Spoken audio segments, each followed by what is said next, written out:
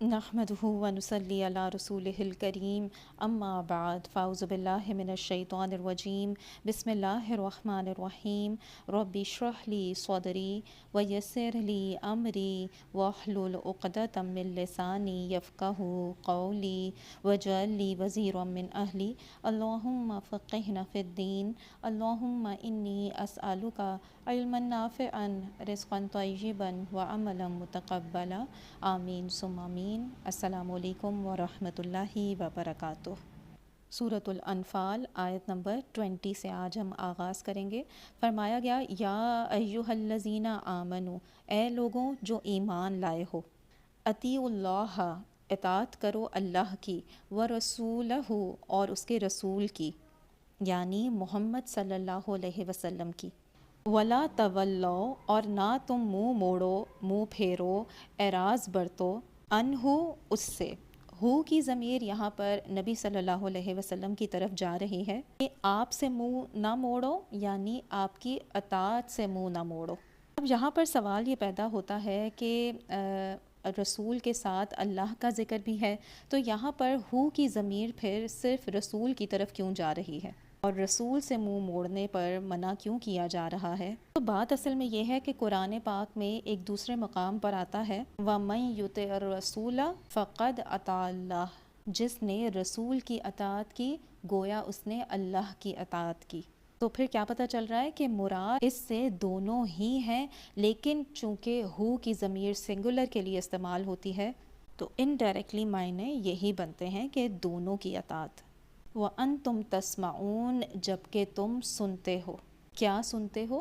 قرآن سنتے ہو، نبی صلی اللہ علیہ وسلم کی باتیں سنتے ہو۔ تو جب تم حق بات سن لیتے ہو تو اس کو سن کر اس سے اعراض کیوں برتتے ہو، اس سے منہ کیوں موڑتے ہو؟ سچے اہل ایمان کا شیوا کیا ہوتا ہے؟ سورۃ البقرہ کے آخری حصے میں آتا ہے نا، سمعنا وَأَطَعْنَا، کہ ہم نے سنا اور ہم نے اطاعت کی۔ لیکن یہ بات بھی یاد رکھیے کہ سن کر بات کون مانتا ہے؟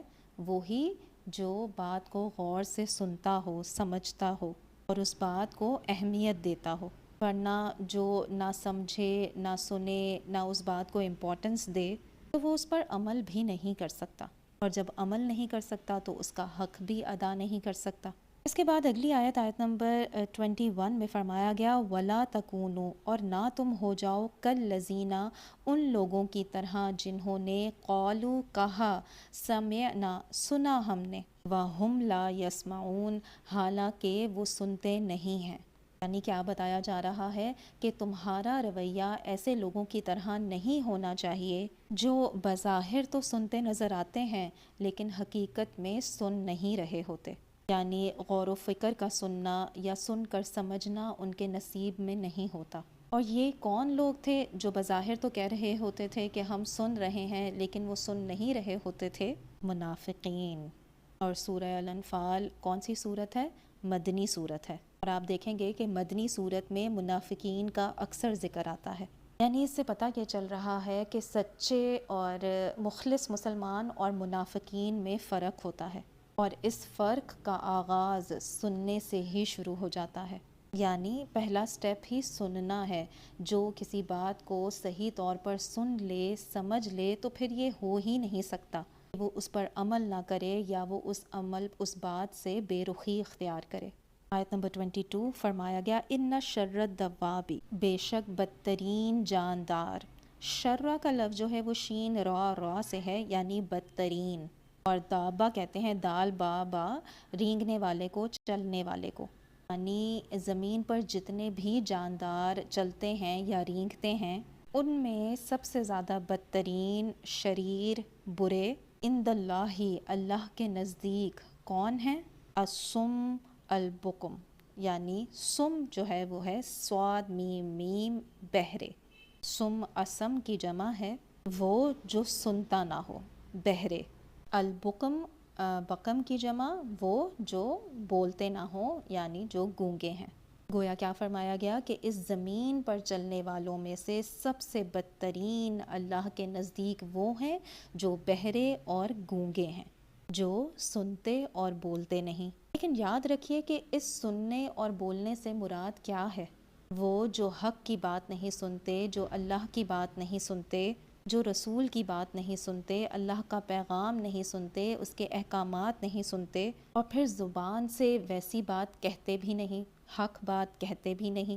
کیونکہ ہوتا یہ ہے کہ انسان جو کچھ سنتا ہے یا جیسا سنتا ہے ویسا ہی بولتا ہے۔ اور اس کی عام بالکل ایک کامن مثال ہمارے ارد گرد کیا ہے کہ ایک بچہ جو بھی زبان سنتا ہے زیادہ تو وہ اسی کو فالو کرتا ہے۔ بڑے ہو کر وہ جب لفظ سیکھ رہا ہوتا ہے چھوٹے ہوتے ہوئے تو وہ اسی پیٹرن پر انہی چیزوں کو سیکھتا ہے جو اسے بار بار سننے کو مل رہے ہوتے ہیں، اور بڑے ہو کر پھر وہ وہی الفاظ بولتا ہے۔ گویا بولنے کا تعلق کس سے ہے؟ سننے سے۔ تو جس کے سننے میں خلل ہو، کمی ہو، نقص ہو، اس کے بولنے میں خود بخود کمی واقع ہو جاتی ہے۔ تو اللہ کے نزدیک بدترین جاندار وہ لوگ ہیں جو بہرے اور گونگے ہیں، الذین لا یعقلون، جو عقل سے کام نہیں لیتے، جو بات کو سمجھتے نہیں، اور کس بات کو نہیں سمجھتے؟ حق کی بات کو۔ اب آپ دیکھیں کہ یہاں پر یہ نہیں کہا گیا کہ بدترین جاندار وہ ہیں جو نماز نہیں پڑھتے، زکوٰۃ نہیں دیتے۔ نماز یا زکوٰۃ سے بھی پیچھے جا کر جو سبب ہے نماز یا زکوٰۃ نہ پڑھنے اور دینے کا، وہ کیا ہے کہ وہ اس بات کو، اس احکامات کو، اس حق کی بات کو سنتے ہی نہیں، اس کا یہاں پر ذکر کیا گیا ہے، یعنی اصل روٹ کاز کا ذکر کیا جا رہا ہے۔ اب آپ دیکھیں کہ زمین پر انسان کے علاوہ کون کون چلتا ہے؟ بہت سے جانور ہیں، گائے، بکری، کتا، بلّا، چوہا، سانپ، بچھو، یعنی بے شمار ہزاروں کی تعداد میں ہیں۔ لیکن عام طور پر انسان جب ان جانوروں کو دیکھتا ہے تو اس کے دماغ میں کیا خیال آتا ہے کہ یہ ہم سے کمتر درجے کی چیز ہیں، اور وہ ہیں بھی، انسان کے اشرف المخلوقات کے مقابلے میں وہ کمتر ہیں۔ لیکن اللہ کے نزدیک وہ انسان جو عقل سے کام نہیں لیتے، حق بات سنتے نہیں، حق بات کرتے نہیں، وہ ان جانوروں سے، ان جانداروں سے، ایک زبان میں آپ کہہ سکتے ہیں کہ اس کتے اور بلی سے، گائے سے، بکری سے، ان سب سے بھی زیادہ کیا ہیں؟ نچلے درجے پر ہیں۔ ان کے مقابلے میں بھیڑ بکری زیادہ بہتر ہے، سانپ بچھو زیادہ بہتر ہے، کیونکہ وہ کیا کرتا ہے؟ یہ سب جانور وہی کر رہے ہیں جو اللہ نے ان کو کرنے کا حکم دیا ہے، وہ اللہ کی سن رہے ہیں اور مان رہے ہیں، اور یہ کیا کرتے ہیں؟ یہ نہ اللہ کی سن رہے ہیں نہ مان رہے ہیں۔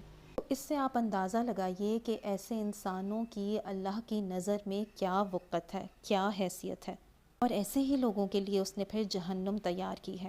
یہ لوگ پھر اس زمین کا کوڑا کرکٹ ہیں، جو عقل استعمال نہ کریں، جو اپنی سمجھ استعمال نہ کریں، جو سنیں نہ، جو حق بات بولیں نہ، جو حق کو نہ سمجھیں، جو حق کو نہ پہچانیں، حق کو قبول نہ کریں اور حق کے مطابق زندگی نہ گزاریں۔ آپ دیکھیں کہ انسان کی امتیازی خصوصیت ہی کیا ہے؟ اس کی عقل۔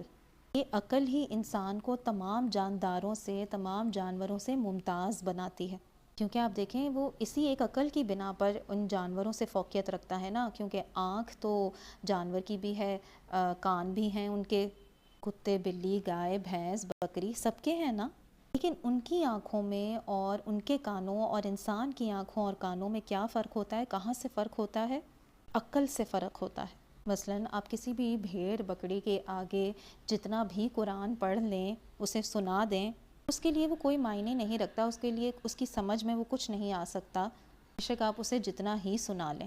کیوں؟ کیونکہ ان کے پاس وہ عقل نہیں ہے جو انسان کے پاس ہے۔ اب آپ یہ دیکھیں کہ انسانوں میں بھی ایسے انسان ہیں جن کے سامنے آپ جتنا سنا لیں، جتنی اچھی اچھی باتیں کر لیں، لیکن وہ کوئی ایک بات بھی نہ سمجھیں اور ایک بات بھی نہ مانیں، اور ان کی عقل اس کو تسلیم ہی نہ کرے، اور وہ اپنے عمل میں کوئی تبدیلی ہی نہ لائیں۔ جیسے آپ مثال کے طور پر دیکھیں کہ اگر آپ کسی بکری کو یا گائے کو شور جتنا مچا لیں کہ شیر آ رہا ہے، شیر آ رہا ہے، اس کو بات سمجھ میں نہیں آئے گی۔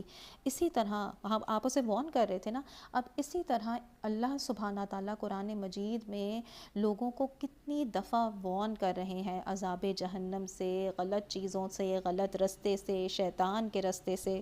بار بار کہا جا رہا ہے تم اللہ کی اطاعت کرو، اس کے رسول کی اطاعت کرو، اس سے منہ نہ موڑو، ورنہ انجام اچھا نہیں ہوگا۔ اور وہ ایک نہ سنیں اور وہی کریں جو اللہ نہیں چاہتا، اور رسول کی نہ مانیں، اللہ کی نہ مانیں، اور وہی کریں جس سے منع کیا گیا ہے، تو ایسے لوگ کوئی عقل نہیں رکھتے، وہ بیسیکلی عقل اور سمجھ سے عاری ہیں، اور ایسے لوگ اللہ کے نزدیک کوئی مقام نہیں رکھتے، بدترین جاندار ہیں۔